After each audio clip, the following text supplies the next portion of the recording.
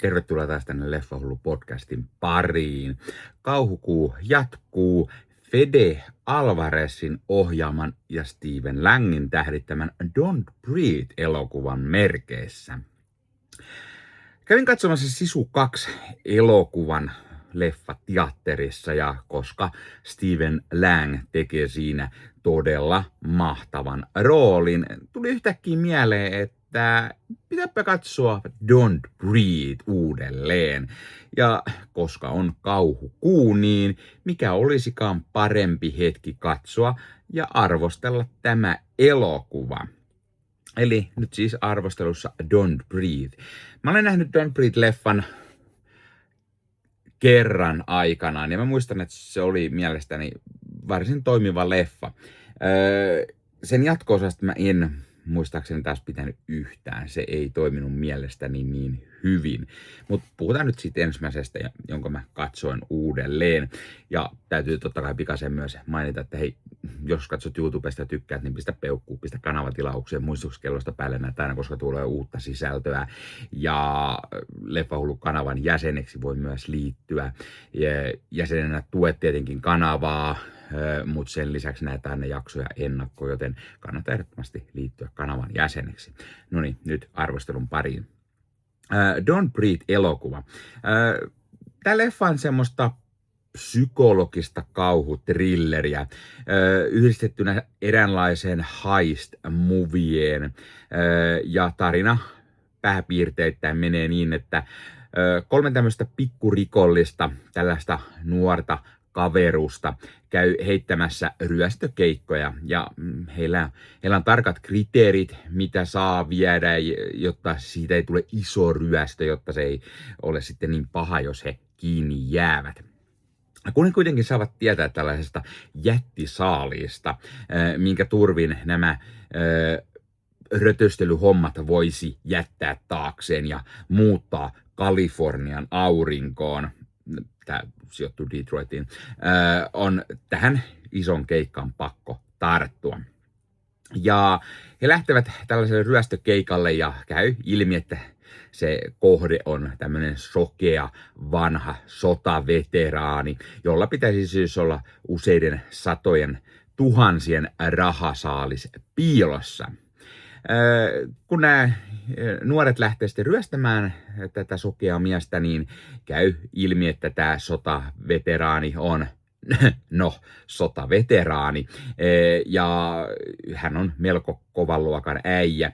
Ja kun hän sitten käy näiden nuorien murtautujen kimppuun, niin alkaa tämmöinen kissa- ja hiirileikki sokkeloisessa talossa, jossa ei kannata pitää ääntäkään tai edes hengittää, eli don't breathe.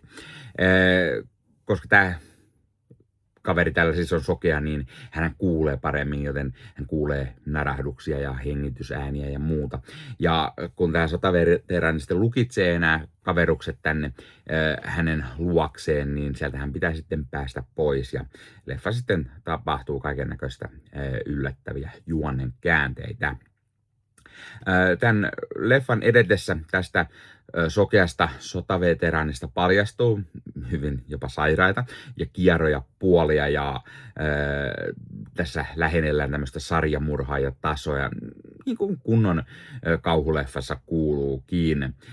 Ja tätä sokea sotaveteraania siis näyttelee juuri Stephen Lang, ja hän vetää ihan saakelin hyvän ja kuumottavan roolin. Ja vielä kun tässä on todella hyvä maskeeraus ja ne silmät on maskeerattu todella kriipiksi sokean miehen silmiksi, niin tässä leffassa ollaan niin kuin todella paljon pimeässä, niin saadaan kyllä aikamoista tunnelmaa aikaiseksi.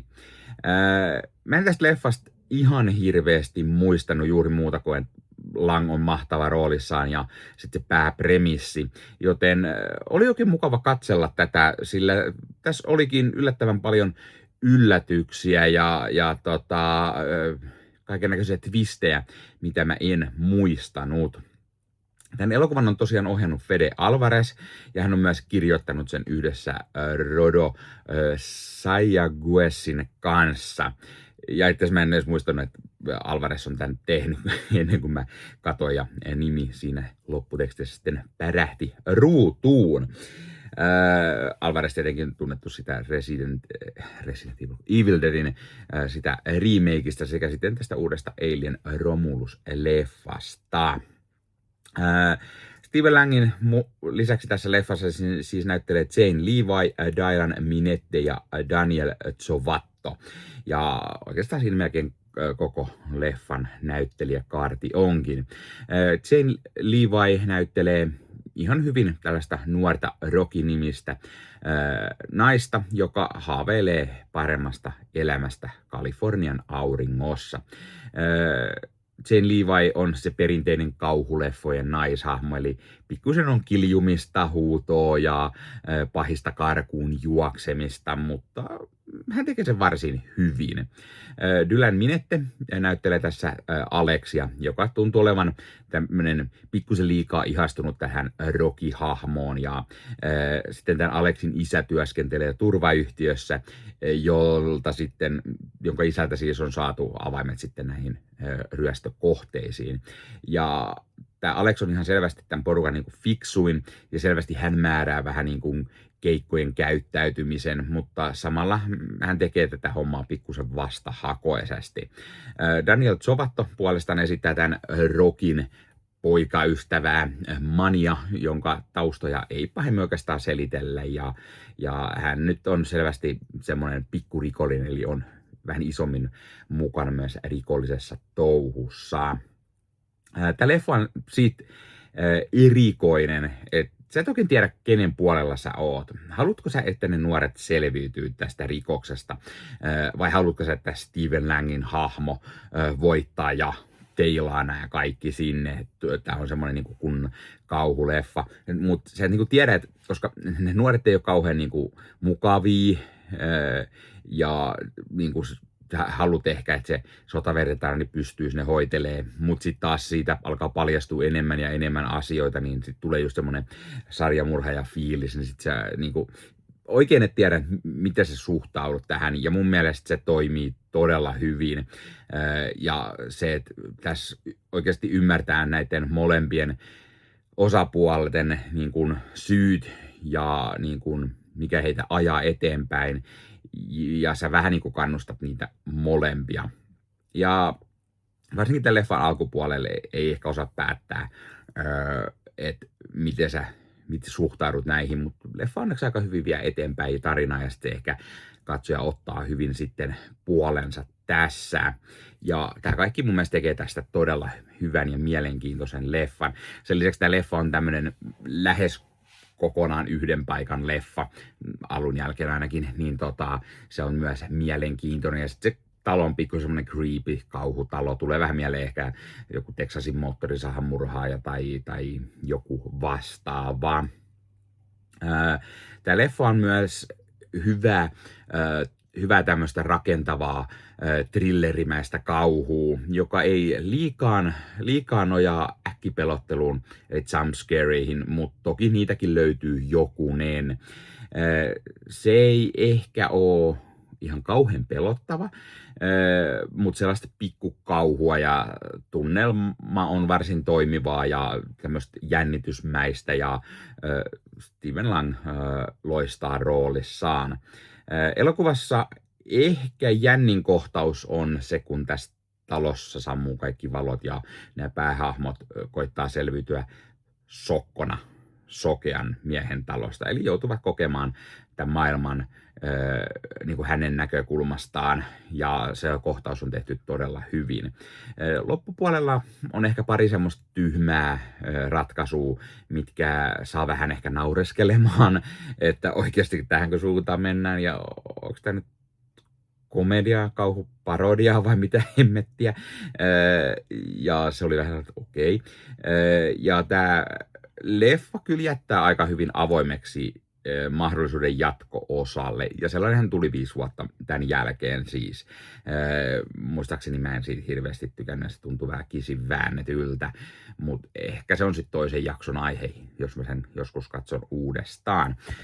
Arvosanaks mä antaisin täällä semmoisen 8/10. Eli tässä on toimivia elementtejä, mutta koska tämä ei ole järin pelottava ja sitten se vähän ehkä lässähtää myös siinä loppua kohden ja muuttuu vähän sellaiseksi, että olipa hölmöä, niin sen takia 8/10, mutta siis silti mä suosittelen ehdottomasti tätä leffaa ja kannattaa käydä katsomassa, jos et ole katsellut.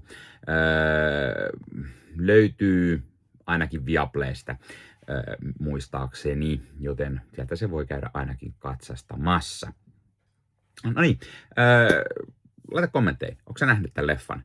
Jos oot, mitä mieltä sä oot, tykkäät, et, miksi et, mitä mieltä oot Stephen Langista näyttelijänä, mikä on hänen paras roolisuoritus tai paras leffa, jos on eri, tai mikä on sun suosikki kauhuleffa, tai mikä on sun suosikki 2000-luvulta tulleista kauhuleffoista. Oletko sä katsonut paljon kauhua tässä lokakuun aikana, tai aiotko sä katsella vielä tässä viimeisen viikon aikana ennen kuin tulee se Halloween, tai aiotko katsoa juuri Halloween-leffaa Halloweeninä?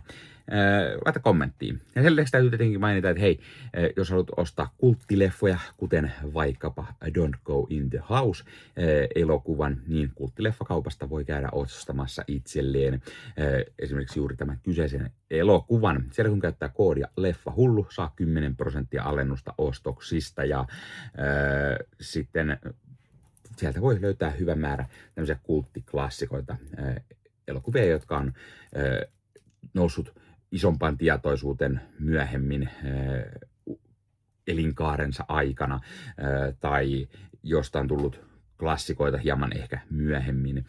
Sieltä löytyy hyviä julkaisuja, Arrowta esimerkiksi, löytyy jenkkijulkaisuja, Eurooppa-julkaisuja, löytyy ihan pohjoismaisia ja suomalaisia julkaisuja. Kaikissa ei välttämättä ole suomi-tekstitystä, niin kuin esimerkiksi tässäkään ei ole, mutta ainakin enkkutekstit aina löytyy ja kaikki toimii meillä alue 2 eli B-alueen laitteissa, joten ei tarvitse sitä varten uusia laitteita lähteä päivittämään. Ja tästäkin leffasta on tulossa arvio kanavalle vielä tämän viikon aikana. Muista ottaa Leffahullun somekanavat haltuun. Instagramia, TikTokia, Facebook-sivusto, Facebook-ryhmä Leffahullut, Leffahullun Discord-kanava ja niin poispäin. Kaikki voi tulla näihin juttelemaan leffoista ja kommentoimaan vaikka Don't Breatheista tai laittamaan sitten kommenttia vaikka Leffahullun YouTube-kanavalle tai Spotifyn kautta. Ihan miten itse haluat. No niin, tämä oli Leffahullu podcast tällä kertaa. Ei muuta, ensi kertaa. Se on moro.